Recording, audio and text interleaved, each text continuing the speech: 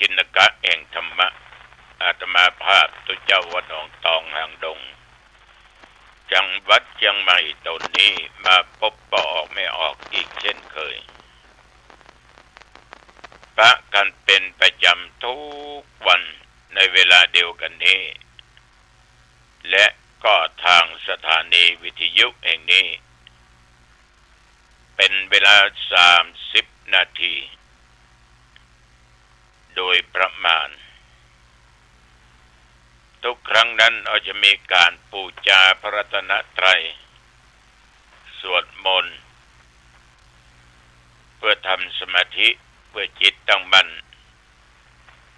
เพื่อเป็นมงคลต่อชีวิตของแต่ละท่านแต่ละคนวันนี้เช่นเดียวกันเอามาปูจาพระรัตนตรัยพร้อมกันไปอรหังสัมมาสัมพุทโธภควาพุทธังภวันตังอภิวาเทมิกราบพระพุทธสวากขาโตภควตาธัมโมธัมมังนัมมัสสามิกราบพระธรรมสุปฏิปันโนภควโตสาวกสังโฆสังฆังนะมามิกราบพระสงฆ์นะโมตัสสะภะคะวะโตอะระหะโตสัมมาสัมพุทธัสสะนะโมตัสสะภะคะวะโตอะระหะโตสัมมาสัมพุทธัสสะนะโมตัสสะภะคะวะโตอะระหะโตสัมมาสัมพุทธัสสะพุทธังสรณังคัจฉามิธัมมังสรณังคัจฉามิสังฆังสรณังคัจฉามิตุติยัมปิพุทธังส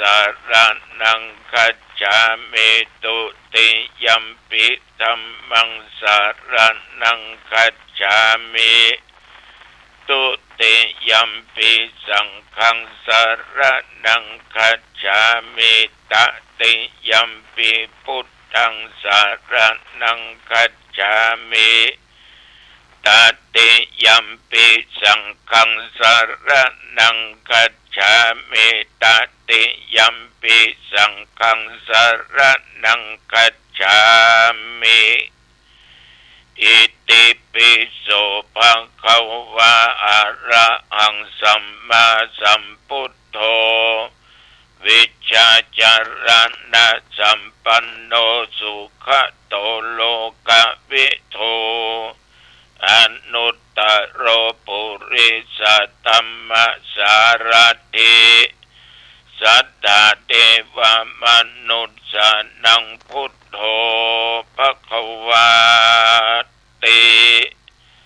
ยันตุนิมิตตังอวมังคลัญญาโยจะมะนาโพสกุณัสสะสัทโธปะปักขะโหตุสุปินังอาคันตังพุทธานุภาเวนะวินาสเมนตุสัพวะคาโตภะคะวะตาธัมโมสันติติโกอากาลิโกเอหิปัสสิโกโอปัญญญิโกปัจจตังเวทิตาโพวินยูหิติยันตุนิมิตตังอวมังคลัญญาโยจะมะนาโพสกุณัสสะสัทโธปะปักขะโหตุสุปินังอาคันตังธัมมานุภาเวนะวินาสเมนตุสุปฏิป ปันโนภะคะวะโตสาวกสังโฆโอชุปฏิปันโนภะคะวะโตสาวกสังโฆยายาปฏิปันโนภะคะวะโตสาวกสังโฆสามีจิปฏิปันโนภะคะวะโตสาวกสังโฆยะติตังจัตตาริปุริสายุคานิอัตถปุริสปุคลาเอสะภะคะวะโตสาวกสังโฆอาหุนายโยปะหุนายโยทักขินายโยอัจฉริกรณิโยอนุตตรังปุญญเขตังโลกัสสาติยันตุนิมิตตังอัปปะมังคลัญจาโยจามะนาโปสกุณัสสะสัทโธปะปะกังโอโตโสปินังอากันตังสังฆานุภาเวนะวินาสเมนตุวิปัสสิสานัมมัตโตจักขุมันตัสสะสิริมัตโตสิกิสัพพินัมมัตโตสัพพะพุทธานุคัมปิโนเวสะปุสสานัมมัตโตนะหะตะกัสสะตัปปัสสิโนนัมมัตโตกะกุสันตัสสะมะระเสนะปัมมัตถิโนโกนากมนัสสะนัมมัตโตปัมมนัสสะวุสิมัตโตกัสสะปัสสะนัมมัตโตวิปมุตตัสสะสัพพเทอังคิรัสสะนัมมัตโตสักกยาปุตตัสสะสิริมัตโตโยอิมังธัมมเตเสสิสัพพทุกขปันโนทันนังเยจะปินิพุทธาโลเกยะถาพุทธังวิปัสสิสุงเตชะนาอภิสุนามะหันตาวิตัสสารธาหิตังเทวมนุษย์สนังยังนัมมัสสันติโคตมังวิชาจารณะสัมปันนังมหันตังวิตัสสารทังวิชาจารณะสัมปันนังพุทธังวันตามโคตมันติยะโตอังภาคินิอริยยาชาติยาชาโตนาภิชานามิสัญจิจะปันนังชีวิตาบุโรเปตาเตนะสัจเจนะโสติเตโอตุโสติกัปปัสสะโอชังโคสัตติสังฆโตธัมมันังวิจโยตัทธาวิริยัมปิติปัสสติปุชังคาจตัทธาปะเรสัมมาตุเปกะปุชังคาสัตติเตสัพพทักษินามุนินาสัมมาตากตาภาเวตาภาอุลิกตาสังวัตตันติอภิญญายานิพพานายะโพธิยาเอเตนะสัจจวัชเชนะโสติเตโอตุสัพพทาเอกัสสมิงสัมปะเยนะโธโมคัลลานัจจกัสสปังคิลาเนตุกิเตติสวะปุชังเกสัตตะเทสัญเยเตจะตังอภินันติตวะโรคาบุจิงสุตังคะเนเอเตนะสัจจวัชเชนะโสติเตโอตุสัพพทาเอกทาธรรมราชาภิเขลัญเยนะภิปิริโตจุนดาเตเรนะตัญเยวะพนาเปตวานะสัทธรัง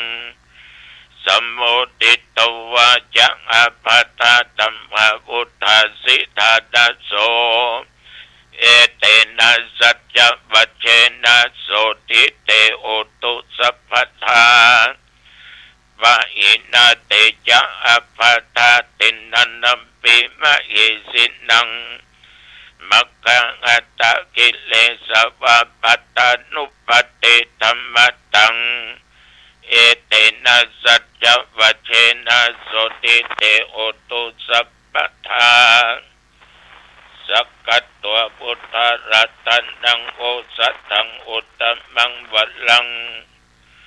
หิตังเทวมนุสสานังพุทธเตเชนะโสตินานัสสันตุปัตตวะสพเพทุกขวุปัสสะเมนตุเตสักกัตตัวธรรมรัตนังโอสัตถังอุตตมังวะรังบะลิลังอุปัสสมานังธรรมเตเชนะโสตินานัสสันตุปัตตวะสัพเพพยาวุปัสสะเมนตุเตสักกัตตัวสังฆรัตนังโอสัตถังอุตตมังวะรังอาอุนัยยังปะอุนัยยังสังฆเตเชนะโสตินานัสสันตุปัตตวะสัพเพโรกาวุปัสสะเมนตุเตนัตถิเมสะละนังอัญญังพุทโธเมสะระนังวะรังเอเตนะสัจจวัชเชนะโหตุเตชะยะมังคลังนัตถิเมสะระนังอัญญังธัมโมเมสะระนังวะรังเอเตนะสัจจวัชเชนะโหตุเตชะยะมังคลังนัตถิเมสะระนังอัญญังสังโฆเมสะระนังวะรังเอเตนะสัจจวัชเชนะโหตุเตชะยะมังคลังยังกินจิรัตนังโลเกวิชติวิวิทังพุทโธรัตนังพุทธัสสะมังนัตติตัสสมาโสติภวันตุเตยังกินจิรัตนังโลเกวิชติวิวิทังพุทโธรัตนังธัมมะสมังนัตติตัสสมาโสติภวันตุเตยังกินจิรัตนังโลเกวิชติวิวิทังพุทโธรัตนังสังฆะสะมังตัสนัตติตัสสมาโสติภวันตุเตภวตุสัพพะมังคลังรักขันตุสัพพะเทวตาสัพพะพุทธานุภาเวนะสัทธาโสติภวันตุเต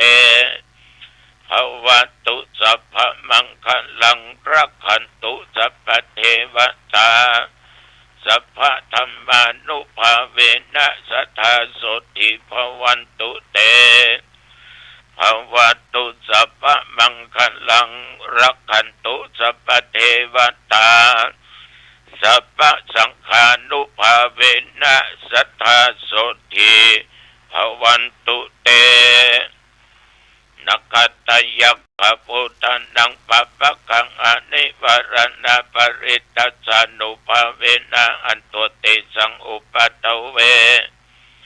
นักขตยักขพุทธันังปัปปะกังอนิวรณปริตัสสานุภาเวนะอันตุเตสังอุปัตตเวนักขตยักขพุทธันังปัปปะกังอนิวรณ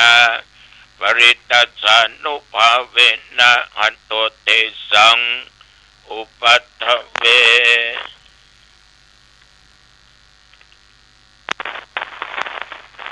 โดยเดชานุภาพแห่งพระพุทธพระธรรมและพระสงฆ์โดยบทสวดบทสาธยายมนต์อันศักดิ์สิทธิ์จิตตั้งมั่นอาตมาภาพขอปัญจกปัญใจคือเหล่าคุณทหารทั้งหลายรักษาชายแดนจงแคล้วคลาดจากภัยพิบัติภัยอันตรายต่างๆอย่าได้มากำมากายมีชัยชนะ มีอายุวันนะจงบังเกิดขึ้นขอปันโชคปันใจแก่ตัวเองและพ่อแม่พี่น้องญาติโยมท่านผู้ฟังแม่นว่าระยะนี้ทรงโลกาเพียทิเป็นโลกหนักโลกกับปานกลางโลกเบาอันร้ายเกิดขึ้นนอกกายในกายขอพุทธานุภาพธรรมานุภาพสังฆานุภาพจงกระทำโลกาเพียทิเหล่านั้นอันตรธานหายไปและขออยู่ปราศจากซึ่งเคราะห์ปีเคราะห์เดือนเคราะห์วันเคราะห์ยามว่ารับว่าตื่นว่ายืนว่าเที่ยวเคราะห์เลวซ้ายและขวาอย่าได้มาถูกต้องกายาแห่งญาติแห่งโยมและตนข้าพเจ้านับตั้งแต่นี้ไปขอข้าพเจ้าและญาติโยมท่านทั้งหลายจงมีความสุขกายสบายใจประกอบไปด้วยโชคปีโชคเดือนโชควันโชคยามอายุปีอายุเดือนอายุวันอายุยามแม่นว่าเดินทางไปเหนือใต้ตกออกไกลใกล้ตกสลอกตกกองไปก็มีโชคมีลาภกลับมาก็มีใจมีโชคมีอายุมั่นขวัญยืนมีสติปัญญาจำเริญด้วยกิจการงานในหน้าที่เพราะว่าการค้าการขายการเกษตรและจำเริญด้วยยศถาบรรดาศักดิ์ตำแหน่งหน้าที่ยิ่งขึ้นไปอายุวันโนสุขังปะลัง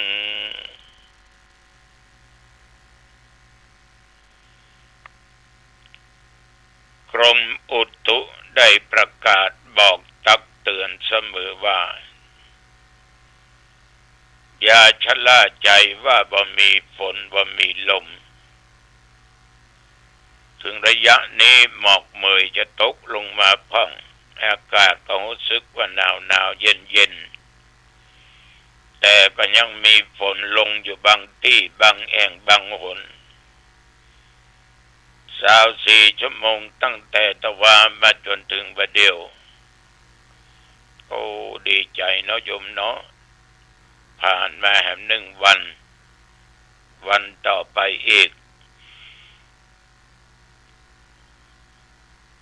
ตะวันนี่ท่านทั้งหลายตั้งแต่เจ้าถึงปัจจุบัน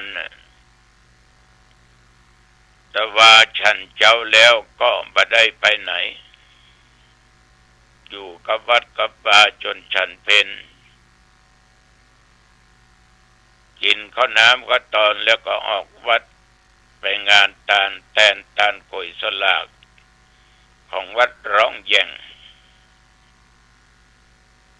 ตำบล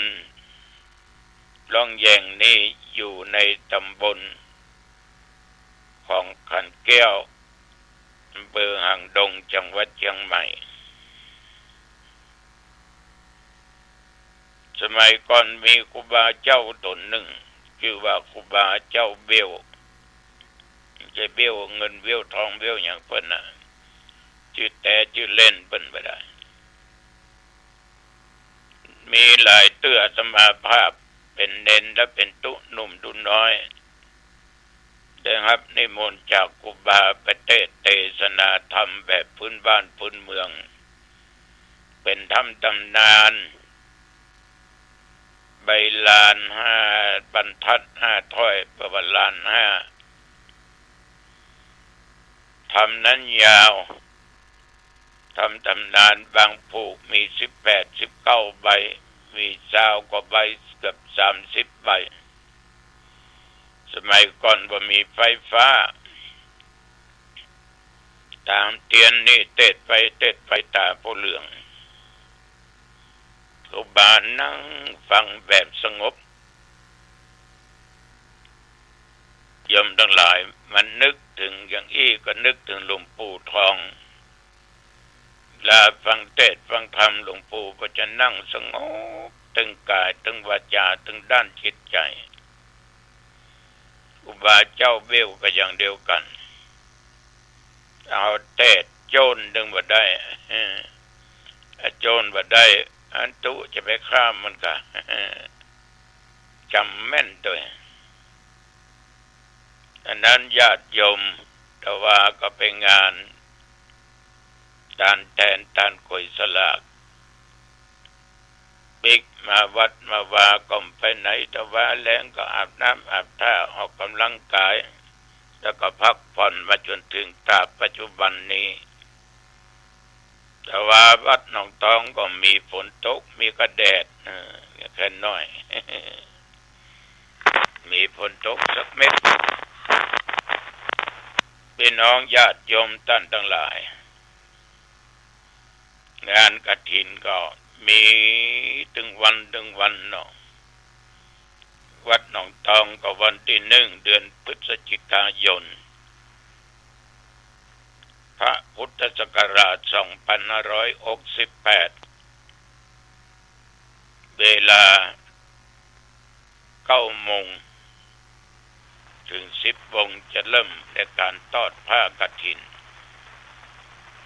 จึงแจ้งญาติโยมผู้ใจบุญได้รับทราบมีวัดไหนก็ไปทำช่วยกันวัดนั้นเนอะ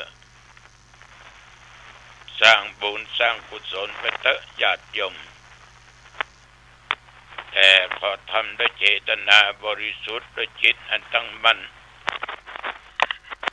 จะไปทำเป็นเพียงแต่เพิ่นมามาบอกมากล่าวไปแบบความว่าเต็มอกว่าเต็มใจเหมือนน้ำมันว่าเต็มขวดฉะนั้นทำอย่างเต็มอกเต็มใจด้วยศรัทธาด้วยเจตนาอันบริสุทธิ์ด้วยสัจจะความจริงใจแล้วผลบุญต่างๆก็จะเกิดขึ้นมีกับญาติกับโยมท่านทั้งหลายในฐานะเป็นอุบาสกอุบาสิกาเอาทุกท่านทุกคนนั้นช่วยกันบำรุงพระพุทธศาสนามาตลอดเอาอยู่กันเป็นครอบเป็นครัวมีสามีภรรยามีลูกมีเต้าฉะนั้นในตระกูลในครอบครัวเฮานั้นเป็นครอบครัวแห่งพระพุทธพระธรรมพระสงฆ์เวลาอะไรก็ตามญาติโยมที่เฮาอยู่มานั้นหอเฮือนเดือนดาวตลอดเครื่องใจไม้สวยต่างๆอันไหนอันใดที่มันรู้มันเสียไปเนาะหรือมันอันตรธานสูญหายไปแตกบ้างไปเอาในฐานะเป็นพ่อบ้านแม่บ้านก็ต้องเสาะแสวงหาสิ่งที่ไปมันหายไปนั้นได้ถ้ามันได้มาเขาก็ต้องซื้อใหม่แต่บางท่านบางคนหายไปละจังมันเถอะมามาเจาะเพื่อของก็ยังใจได้อยู่แต่มาเอามาเจาะซื้อใหม่แต่เป็นร่ำเป็นรอยเต็มเป็นอย่างเนาะแต่เหือนี่เจ้ากินค่ำเขาก็ต้องดิ้นรนต้องเสาะหามันปะเหลือแห้งก็อีกอย่างหนึ่งเสาะดีกว่าบ่เสาะหาดีกว่าบ่หาสิ่งที่มันหายไปและอันใดมันรู้มันเสียมันค่ำคร่าแต่ว่าเครื่องใจไม่สวยตลอดจนผ้าผ่อนต้นสบายของใจทุกชนิดบูรณะได้ก็บูรณะไปซ่อมได้ก็ซ่อมไปมันอย่างไรที่ไรแห่งไรหนบูรณะกำแพงบูรณะวิหารบูรณะโบสถ์บูรณะพระธาตุเจดีย์บูรณะกุฏิเป็นมาสร้างใหม่หรือสังฆาเปลี่ยนหลังคาอันไหนที่มันบดีก็ซ่อมแซมปะแปลงอย่างถ้าทำเหมือนเก่าเหมือนเดิมอันนี้มันก็ประสิ้นเปลืองมันก็ได้ประหยัดได้เก็บเงินเก็บทองไว้ คนสมัยก่อนนะผ้าขาดไปน้อยพวกกันนาบเพียงเนาะนุ่งได้อยู่เพียงเต็มใจสิกสากบากเวกนะหูพงบะเละบะเล่นอันก็นาบนี่ก็นาบมัดจุกอย่างให้รวยขอดฉะนั้นก็พยายามที่จะต้องแก้ไขสิ่งที่มันรู้มันเสี่ยงการกินการว่าการบริโภคอย่างก็ตามต้องรู้จักประมาณตามฐานะตามอัตภาพของตัวเองกินเหมือนเปิ้นจะไปกินเหมือนเปิ้นซื้อเหมือนเปิ้นไปซื้อเหมือนเปิ้นใช้เหมือนเปิ้นไปใช้เหมือนเปิ้น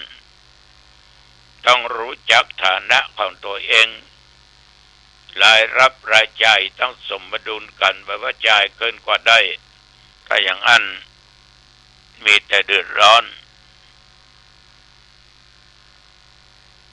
กินอะไรยังก็ตามถ้ายังบ่พร้อมก็กินที่สิ่งที่กินได้พร้อมว่าใดก็ไปจิลองกินเนี่ยเครื่องใช้ต่างๆนานาก็ตามอันใดจำเป็นว่าจำเป็นต้องรู้ครอบครัวนี้จะดำรงอยู่ได้ด้วยดีนั้นเพิ่นบอกว่าถ้าเอาไม่ยิงทุศีลบ่ใจทุศีลบ่มีศีลบ่มีธรรมไว้เป็นเป้าหอเป้าเรือนไม่หอไม่เรือนมันมีแต่ความเดือดร้อนมีแต่ความหายนะเทบุตรเทวดาผีหอผีเฮือนอยู่เต็มได้เพราะคนนั้นไม่มีศีลไม่มีธรรมบางเตื้อผัวมีศีลเมียมีธรรมเมียมีศีลผัวมีธรรมมันเหมือนมโนหกขี้คว่ำกันนึงเอากันนะครับถึงวันนะงนงานก็ลึ่งบึ้งบังฉะนั้นคนที่จะมาอยู่ด้วยกันต้องมีศีลเสมอกันมีธรรมะเสมอกันจึงจะมีความสุขจึงจะมีแต่ความเจริญนี่ขอฝากกับญาติกับโยมด้วยเนอะครอบครัวไหนครอบครัวใดตั้งอยู่ในธรรมะจะมีแต่ความมั่นคงความถาวรถ้าบ่มีธรรมะมันก็งอนแง่นคอนแคนในที่สุดมันจะไปทางหน้าบ่รอดนี่ตัวเจ้าก็ขอฝากเป็นคติเตือนใจแก่ญาติแก่โยมเอาละหันว่าพอสมควรแก่เวลาอายุวันโนสุขังปะลังพบกันใหม่โอกาสหน้าเจริญพร